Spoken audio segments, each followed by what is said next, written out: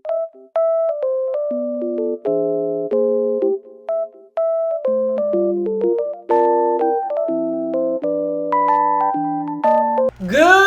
morning, guys! So today is the day na magaganap mamaya yung Super Divas na concert sa Araneta Coliseum, 8 p.m. Wow. At ang makakasama naming dalawa ni El sa concert is... Wait lang. Kasi I am preparing breakfast for today's clip of the video. So ang makakasama namin is si Joy, pati si Aaron. And ako, I am currently preparing my breakfast kasi si El, pumasok na siya sa work, kailangan niya na magtrabaho, pero I am happy na nang uwi niya mamaya is around mga 4 or 5 p.m. So makakaabot pa siya, pero sabi ko sa kanya na, diba? Nasa Araneta Coliseum na kami magkita para nang mas maaga, guys, para mas makakain kami. Tapos, wait lang, adjust ko yung cam. Ito na naman tayo. Eh, sabi ko sa kanyang ganun, love, agahan mo yung punta tomorrow sa ang daming nalalaglag sa Araneta para makakain pa kami. Nang sa ganon ay meron kaming lakas na manood ng concert. Alam nyo guys, sobrang excited na ako. Siguro naka-affect din yung excitement ko sa aga din ng aking paggising. Kasi ano oras ako natulog, mga around 2 a.m. Tapos dahil nga masama yung aking pakiramdam, ayun, medyo napaaga ako ng gising. Kasi share ko lang guys na meron talaga akong mga panaginip minsan na alam niyo yun, na sobra talagang hindi ko ina-expect na mangyayari sa totoong buhay. Pero ganun pa man, medyo nahihilo ako ngayon, hindi ko alam. Siguro dahil kulang ako sa tulog, pero hindi naman ako makatulog. Nagising ako mga around 6, pero yun, nag-coffee na ako. Yung coffee kasi ngayon na tinitake ko guys, pasensya na sa knife. Yung coffee na tinitake ko ngayon is hindi naman siya ganun kasakit sa ulo kapag nagtitake ako kasi hindi nga ako coffee lover. Pero since na-try ko yung coffee from ano ba yun? Kupa Coffee. Wait lang, pakita ko sa inyo. Ayusin ko lang to. Nagagayat kasi ako ng wait lang, ito. Yan, PSPH Beauty. Nagagayat kasi ako ng garlic for my sinangag since I have leftover rice. Nakahapon pa yan. Sabi ko para makonsume ko siya, isasangag ko na lang. Dito kasi sa bahay, kapag merong leftover rice, it's either nilalagay ko siya sa ref or nilalagay ko siya sa freezer kapag hindi ko siya makakain agad-agad. Reason why, kasi kapag hindi siya nakalagay sa freezer or tinago ko lang siya sa microwave or somewhere dito sa aming dining table, ang mangyayari, masisira siya. So, masasayang.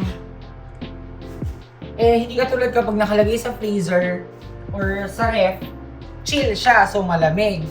So, syempre, ang tendency, hindi siya masisira. Kapag iniinit ko siya sa microwave oven, ayun, iinit naman siya. Pero, don't expect guys na ganun pa rin siya ka-fresh as compare kapag bagong luto. Syempre, iba pa rin ang bagong luto na kanin. Pero, makakain pa rin naman siya. At nakakain ko pa rin siya. Nauubos pa rin. Hindi kami nasasayangan ng rice or ng bigas dito sa apartment. Ayun, sasangag ko lang to guys. Tapos, ayun, balikan ko kayo. Kasi kahapon, lumabas kami ni El. Pumunta kami mall. Sabi ko maghahanap ako ng connoisseur na jewelry cleaner. Kasi ang dami ko napapanood na post about dun sa jewelry cleaner na yon. So, dalawang klase kasi yun. Meron kasing for gold jewelry cleaner, tapos meron naman for silver. So since ang dami kong ang silver jewelries, might as well na ang bibilin ko is yung for jewelry. Pero umuwi ako kagabi sa bahay, kumuha na rin ako ng jewelry cleaner as a backup kasi ayun, bala kong linisin yung mga jewelries na gagamitin ko for the concert. At siguro dadalhin ko yung camera pero hindi ko na lang dadalhin yung tripod kasi yung aking bag is maliit. Maliit talaga guys, as in, para komportable. Tapos, wala pa kaming balak ni El kung saan namin gustong pumunta after concert. Hindi ko rin alam, siguro makaayahin ko na lang din yung friends ko na mag-night out. Kasi sakto, day off ni El. And next week na pala guys, yung aming lipad papuntang Palawan. So hopefully, hindi siya maging maulan. That trip. Kasi ang alis namin is next week, August 15. Tapos 5 days kami doon. Tapos ang flight pa namin is mga around maaga. Maaga talaga yung flight namin. Papunta ng Palawan. And I am planning na dalhin yung aking laptop. Pero sabi ko nga, baka kasi, kung hindi ko dadalhin yung aking laptop, baka malito lang ako sa mga clips. Syempre, wala naman akong editor, hindi naman ako ganun kabongga para magkaroon pa ng mga editor. So, ako rin ang mahihirapan kapag pag-e-edit na ako ng mga vlogs kapag nasa Manila na. Kaya, yun, siguro kailangan ko pag-isipan mabuti kung dadalhin ko yung laptop. Kasi pag dinala ko yung laptop, sobrang convenient na mag-transfer ng files every day. Since yung mga clips din naman na mangyayari doon is magaganap din naman siya day by day. So same pa rin yung ginawa ko sa Boracay vlog. So everyday upload pa rin sa kung ano yung ganap na ginawa namin for that day. At ayan na, update dito sa aking garlic. Yun. Pero meron ako bagong saing, so kukuha na lang ako doon. Tatapyas na lang ako ng small portion ng bagong sinaing. Pwede naman yun eh. Ihahalo lang. Tapos, ako, ang technique ko guys, kapag nagsasangag ako ng kanin, gusto ko yung mag-garlic talaga. Hindi ko siya nilalagyan ng onion for some reason kasi nawawala yung aroma. For me lang naman. Just for my own technique, for my own opinion, nawawala yung aroma kasi ng garlic kapag hinahaluan siya ng sibuyas. Although may mga times na kapag nagsasangag ako, kapag nasaktuhan ko lang, walang bawang, ang ginagamit ko is sibuyas, okay din naman. Malasa. Parehas ko silang favorite pero hindi ko lang sila gusto na pinagko-combine together. Especially kapag ang ginagawa ko is sinangag.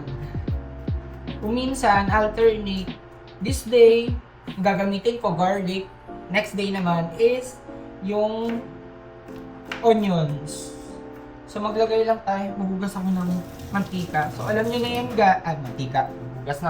Magugas ng kamay, anong magugas ng mantika? So ayan, maglagay lang tayo ng a bit of oil.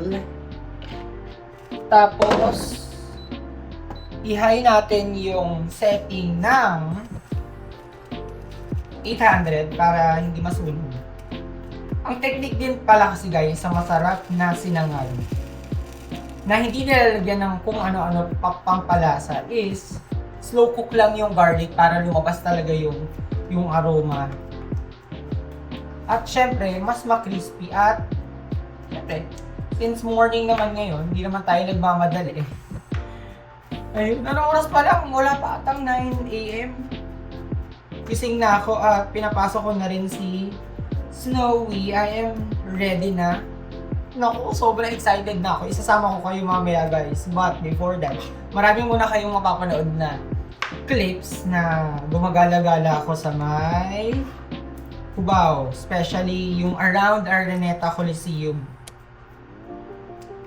Yun. Nag-chat din kami ni Joy na doon na lang din kami magkikita somewhere or doon na mismo sa may Araneta Coliseum.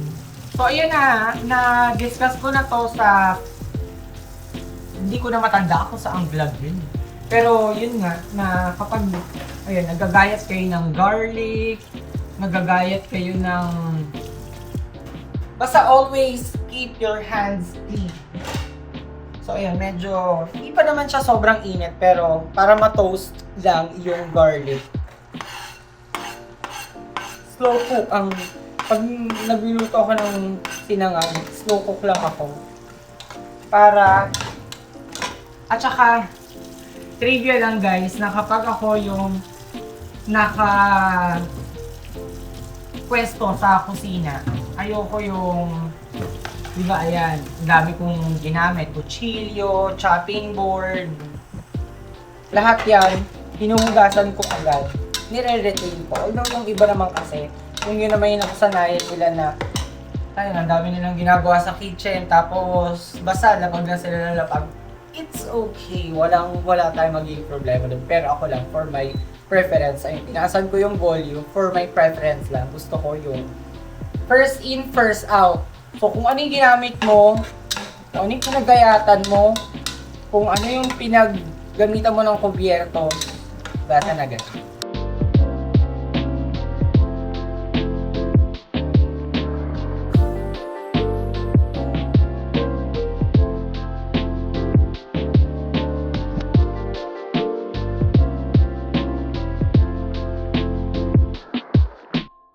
Good evening guys! So ayan, I am currently here na sa may Araneta Coliseum. At ayun, dapat meron akong kukunin doon na bag. Yun nga lang kasi nakalaki yung aking profile sa Facebook. While updating, change of plan or change of mga kasama, si ate, which is si Roel, si El, tapos si Mami. Kasi si Joy, medyo na busy sila. So ayun, time is 6:31 PM. Ayan, at meron pala akong update guys. I know hindi siya masyadong visible, pero ayan, nagpa-highlights lang ako kanina at hindi ko alam kung matatagalan ko tong highlights na to or kung ano pa man. Pero pasok muna tayo sa Starbucks para umupo kasi sabi ko pa naman, gagamit ako ng jacket na magaan para hindi ako ganun mabigatan. Pero sobra. Ang init pala niya. Reason kung bakit kasi nakasando lang ako sa loob. Gusto ko lang yon, fresh lang atake. Dito ko na lang siguro antayin si Mami. Tapos, ayun.